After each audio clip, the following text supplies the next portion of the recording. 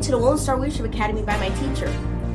After months of anticipation, I finally made it to the camp, and it was everything that I hoped for. I got to meet new friends, learn leadership skills, and get out of my comfort zone with public speaking.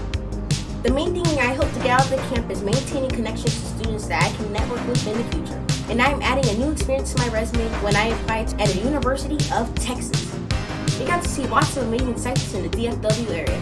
We went to the AT&T stadium where the Dallas Cowboys play and got to walk on the field. We got to see the longhorn cattle at the Fort Worth Stockyards, the R. Smith Museum, and so much more. I recommend any 4th to 8th grader in Texas to spend at least one summer camp at the Lone Star Leadership Academy. As they remember for their whole life, I will remember for my whole life. I hope to be back next year.